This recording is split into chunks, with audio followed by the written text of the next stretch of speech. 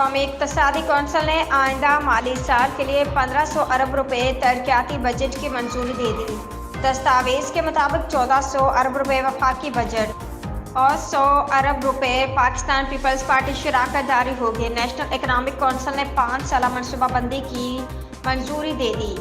آئندہ مالی سال 3.6% 5 سالہ پلان کے تحت مالی سال 2029 میں 6% گروتھ ہوگی۔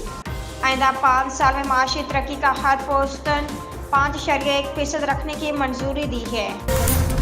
لاہور مسلم لیگ نون کے صدر نواز شریف نے نریندر مودی کو تیسری بار وزیر اعظم بننے پر مبارکباد پیش کی ہے۔ سماجی رابطے کی ویب سائٹ ایکس پر مسلم لیگ نون کے صدر نواز شریف نے لکھا کہ نریندر مودی کا تیسری بار وزیر اعظم بننا بھارتی عوام کے اعتماد کا اظہار ہے۔ انہوں نے لکھا کہ آئین مل کر اس موقع کو نفرت سے امید میں تبدیل کرے۔ اسٹیٹ بینک نے آئندہ 1.5 ماہ کے لیے مانیٹری پالیسی کا اعلان کر دیا۔ اسٹیٹ بینک نے بینکوں کے لیے پالیسی ریٹ میں 150 بیسس پوائنٹس کی کمی کر دی۔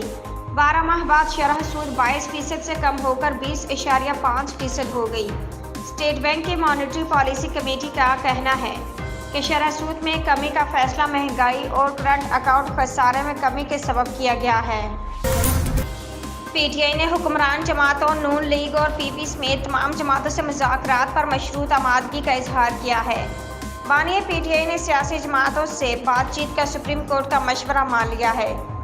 ذرائع تحریک انصاف کے مطابق سیاسی جماعتوں میں سنجیدہ اور بااختیار افراد سے بات ہو سکتی ہے۔